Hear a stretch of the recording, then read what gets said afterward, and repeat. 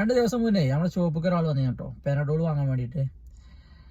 അദ്ദേഹം പറയണേ ഈ 8 റിയാലിന്റെ പെനഡോൾ വാങ്ങാൻ വേണ്ടി വന്നതിനാണ് എനിക്ക് 3000 റിയാൽ ഫൈൻ കിട്ടിയത്.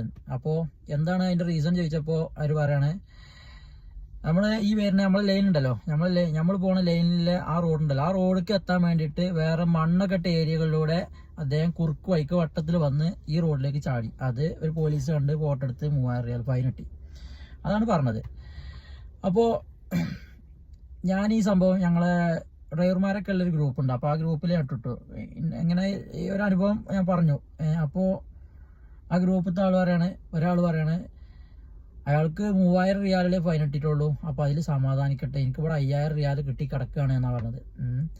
അപ്പോൾ ഈ 5000 റിയാൽ കിട്ടിയ ആളോട് ചോദിച്ചു നിങ്ങൾക്ക് എന്തിനാണ് ഫൈൻ ഇട്ടിക്കണമെന്ന് ചോദിച്ചപ്പോൾ അയാൾ പറയണേ യു ടേൺ അല്ലാത്ത സ്ഥലത്ത് ഞാൻ യു ടേൺ അടിച്ചിട്ടാണ് 5000 റിയാൽ ഫൈൻ ഇട്ടിയത്. അതായത് യു ടേൺ എന്ന് പറഞ്ഞാൽ റൗണ്ടായിട്ട് നമുക്ക് അവിടെ ചിഹ്നവും കാര്യങ്ങളൊക്കെ ഉണ്ടാവും, യു ടേണിന്റെ ചിഹ്നവും കാര്യങ്ങളൊക്കെ ഉണ്ടാവും. അല്ലാത്തൊരിടത്ത്, അതായത് റോഡിന്റെ എൻഡ് ഭാഗമുണ്ടല്ലോ, ചതുരത്തിൽ ആയിട്ട് വരുന്ന എൻഡ് ഭാഗമുണ്ടല്ലോ, അവിടുന്ന് യു ടേൺ അടിച്ചിട്ടാണ് ഇദ്ദേഹത്തിന് 5000 റിയാൽ ഫൈൻ കിട്ടി എന്നുള്ളതാണ്. അപ്പോൾ നമ്മൾ ഡ്രൈവർമാരൊക്കെ ശ്രദ്ധിക്കണം, നല്ലതാണ്. കൂടുതൽ ഹൗസ് ഡ്രൈവർമാരൊക്കെ കുറഞ്ഞ ശമ്പളത്തിന് ജോലി ചെയ്യണവരൊക്കെ കാരണം 1500-നും 1800-നും 2000-നും പോയി കിട്ടും. അപ്പോൾ നമ്മുടെയൊക്കെയാണ് പിന്നെ കഫീലിന്റെ നമ്മളെ സ്പോൺസർമാരിൽ നിന്ന് കേൾക്കേണ്ടത് കേൾക്കും ചെയ്യും. അപ്പോൾ അതൊക്കെ ഒന്ന് ശ്രദ്ധിക്കണേ, ഒന്ന് നല്ലതാണ് കേട്ടോ. ഓക്കെ, എന്നാൽ ഗുഡ് ബൈ.